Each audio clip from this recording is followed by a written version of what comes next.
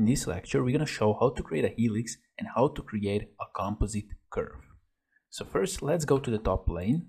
Let's create a sketch. Let's create a circle like this. And let's click OK. Now let's exit sketch. So we're going to use this sketch to create a helix. So now let's go to the Features tab. Let's go here to the curves. And here we have helix and spiral. So let's choose this. And now we have to select our sketch. So we're going to select this circle. And we can already see the preview here. So here we have few options. We can choose pitch and revolution. We can choose height and revolution, or height and pitch, or spiral, like this. Now first we're going to go with pitch and revolution. Here we have parameters. We can go with constant pitch or variable pitch. We're going to choose constant pitch. So here we can define a pitch. We can increase this, and now we can see the changes. Like this. We can also go to reverse direction to the other side. Let's uncheck this. Now here we can choose the number of revolutions. Let's increase this to 3, like this. And here we have a start angle. Let's decrease the pitch. Let's go with 400, like this, or actually let's go with 200, like this.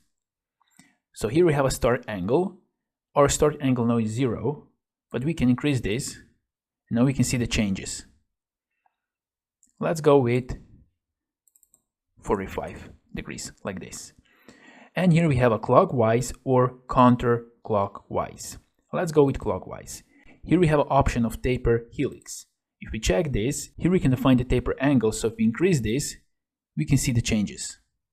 Now we have a taper helix. We can also uncheck tape outward, and now we go inward.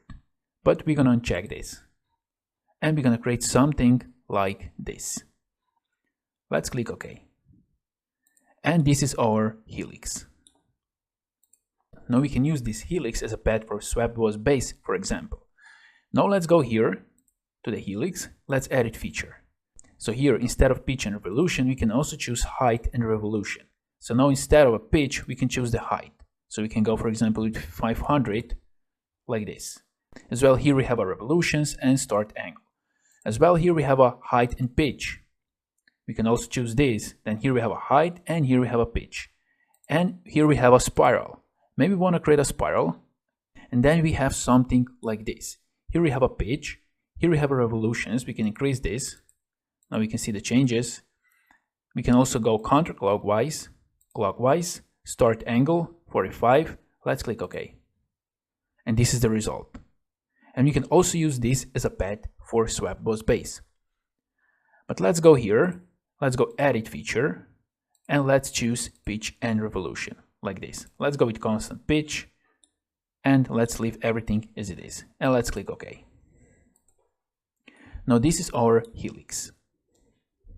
And now, for example, we can use this as a path for swept boss base. So we can go to swept boss base. Here we can choose circular profile. And we can choose this helix. And here we have a diameter. We can increase the diameter like this and click OK. And this is our result. Now let's delete this. Right click and delete. Now we're going to create another sketch, and we're going to create a 3D sketch. So let's go to Sketch tab and let's choose 3D sketch. Let's go with a spline. Let's start here. Let's create some spline like this. Now make sure that we have here coincident like this.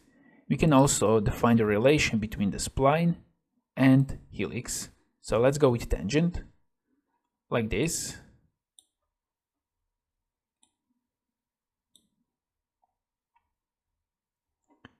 And let's click OK. Let's exit sketch. And now, for example, we want to use those two curves as a path for swept boss base. So let's go to features. Let's choose swept boss base. So we're going to go with circular profile, and we're going to choose this spline and this helix. And now, as you can see, it doesn't work. Let's delete here. Let's try to choose this helix Okay, and now let's choose this spline. And now it doesn't work. So why is that?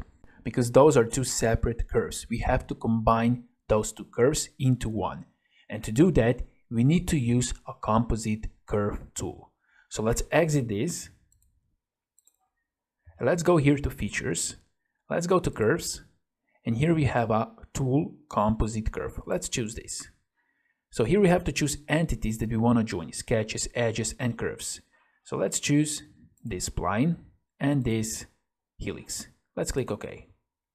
And now we can see that this is now one curve. So we can see here on the feature manager design tree that we have composite curve.